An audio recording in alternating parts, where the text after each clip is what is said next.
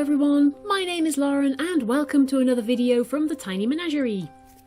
Celebes rainbow fish are probably best described as a bit of a Marmite species, in that you're either going to love them or you're going to hate them. And they certainly have a very distinctive appearance that marries the classic brightly coloured rainbow fish with one that seems to have been put through a blender. They have a strong, streamlined shape, striking blue iridescence and these lovely yellow-edged borders around a classy slate grey body. And then these perfectly natural but very tatty-looking fins. They are certainly an eye-catching species, but what do they like to keep and what kind of setup do they need? Well, Celebes rainbow fish hail from actually a very small area around the Bantamarung National Park in southern Sulawesi. There they inhabit wide, shallow waters lined with thick vegetation. But despite coming from such a small area and with such a specific habitat, Celebes are actually remarkably tolerant of a wide range of different tank conditions. And they are certainly nowhere nearly as sensitive as they look. They are perfectly comfortable in any temperature between around 20 degrees up to 28, and they can tolerate a pH between 6 and 8. And this being the case, if you have a warm house that you keep to around 20 degrees, then you don't necessarily need to have a heater with them. They could be considered a temperate species. Celebes rainbows are not the smallest of fish, and they can grow to an impressive 4 inches in length, although 2 to 3 inches is much more common in home aquaria. And it's worth noting that they are a very, very active species, almost to the point of being frenetic. They are constantly on the move and tend to stick to just one level within the tank, never really leaving the mid-zone unless they're looking for food up at the surface. And they also tend not to explore very much. They're not going to be going in and out of the plants in the tank. They prefer to stick in the open water where their large eyes can easily spot any predators that might be sneaking up on them. They are also a loose shoaling species. They like to have members of their own kind nearby, and so you're going to want to keep a minimum of 6 of them together in a group. And those 6 are going to need to have some space to explore. As an absolute minimum, you should be looking to provide them with 100 by 40 centimetres, just to make sure that they've got that space to get around.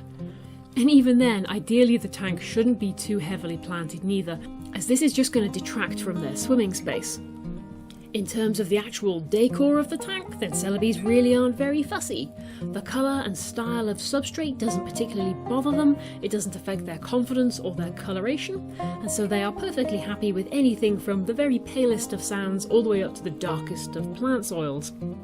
They are always a confident fish that is out in the open for everyone to see, and for this reason they also make fantastic dither fish for species like Apistogramma or Cribensis or rams.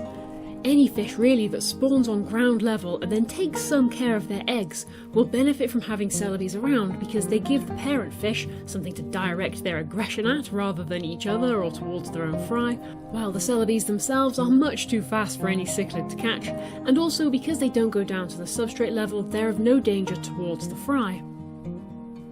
Unfortunately though, the same cannot be said for their own eggs, and Celebes will very happily turn around and consume their own spawn immediately after it's laid. And Celebes rainbows are very, very active breeders. In fact, these little fish are continuous spawners, meaning that once they start, they will keep on spawning every single day for months at a time, and they do so at seemingly random times of the day as well. Mine will be spawning first thing in the morning, straight after they've had the light turned on, and they'll still be spawning in the afternoon when I get home from work. And during these times, the pair which are breeding will develop an extra deep grey body colour, while those which aren't spawning will stay much paler. During spawning times, males and females will frequently display to each other, they will flare their very elaborate fins, and they can show some minor aggression towards each other and the fish who aren't involved in the breeding, although this never moves beyond posturing and a bit of charging at each other. Over time though, this can lead the females to start looking rather worse for wear, and you may want to separate the females away to recover after a few weeks of spawning.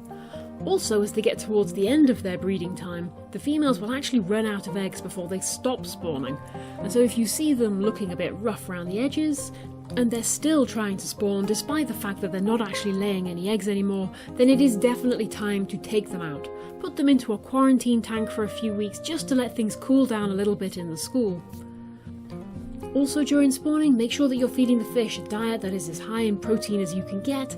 They need brine shrimp, bloodworms, anything just to keep their energy up and producing eggs for as long as possible. And Celebes will eat any of the common food stuffs. They are certainly not challenging to feed in the slightest. They will readily take flake foods as well as pellets.